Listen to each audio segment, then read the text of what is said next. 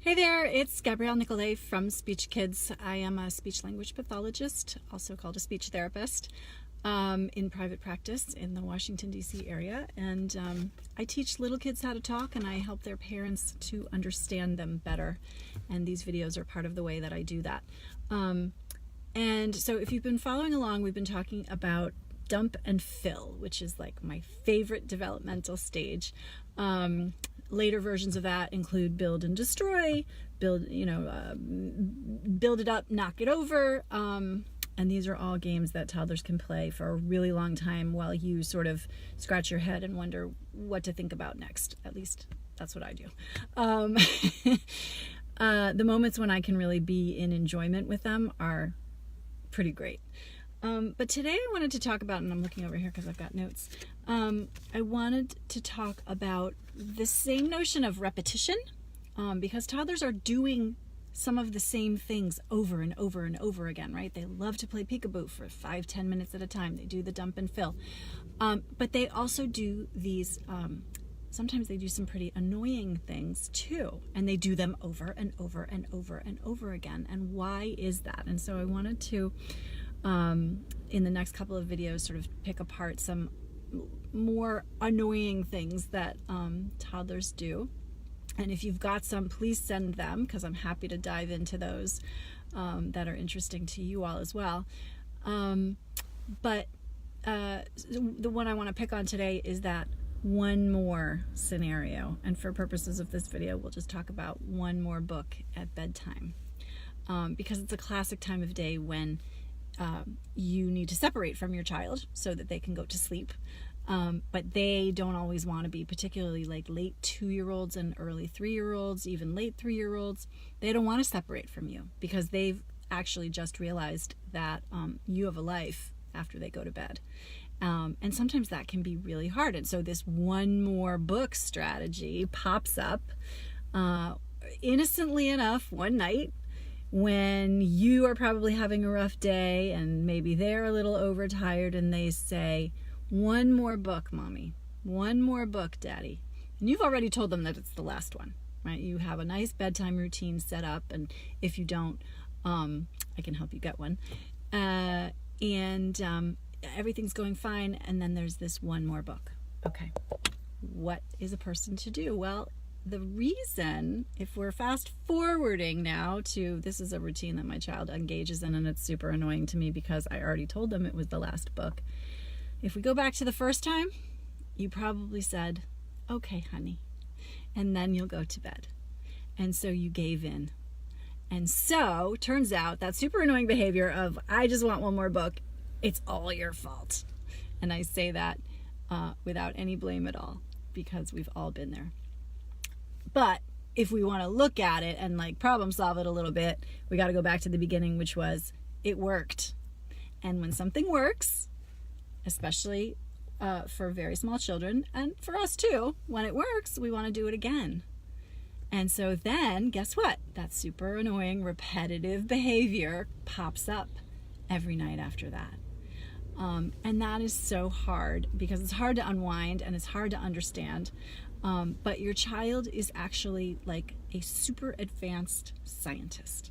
They are taking data on everything that's going on around them, particularly on the things that you do and say, you, mom and dad, because you are the most important people in the world to your little person.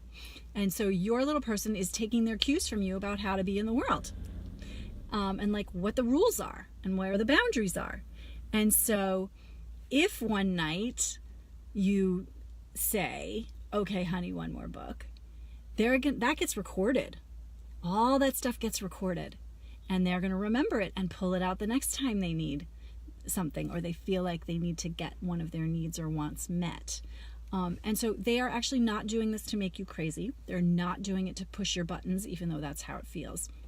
They are doing it because their computer, their data, tells them that this is a system that works. Their data tells them that this is a good idea. And this is the problem with little kids is, right, they're still developing like the conclusions that they need to be drawing from certain situations. They don't understand just one time necessarily. And some kids are better at this than others. Some kids do understand, and older kids certainly do understand. This is exceptional, right? We are at grandma's house and things are different here. And I can move between, home and grandma's house and understand that those two things are different, or we're on vacation.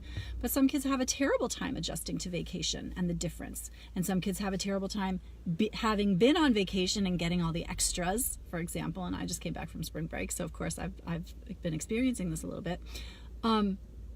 Some kids have a really easy time transitioning into the looser version of life and a harder time coming back.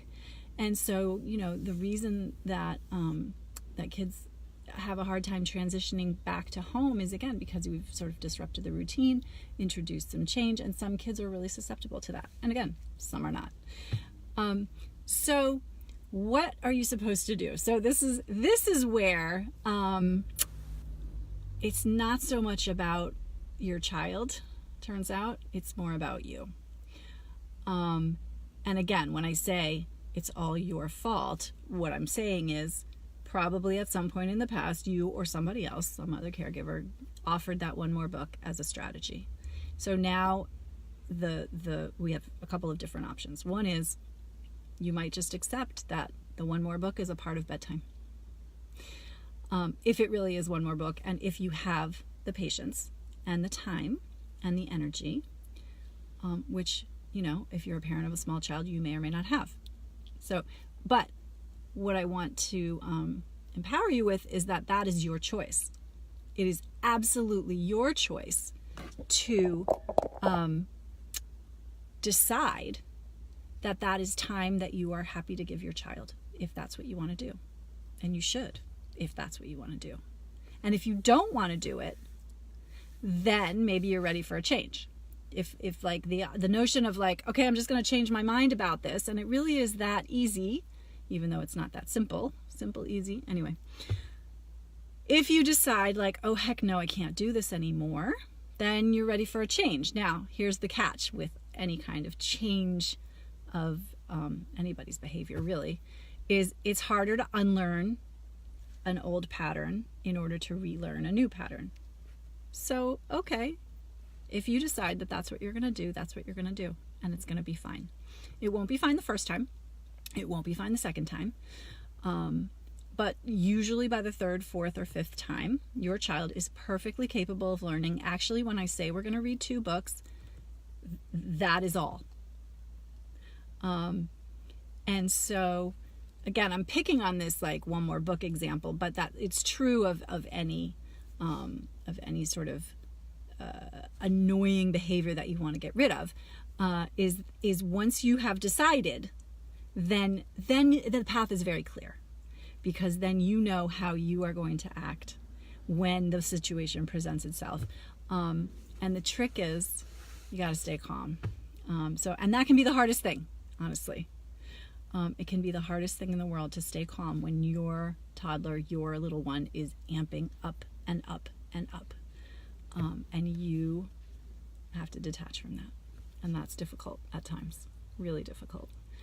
And so, but that's the work. That's the job, is to like watch this whirling dervish kind of do its thing and get crazy and demand things and ask for things that they couldn't possibly need in that moment, even though they really think they do.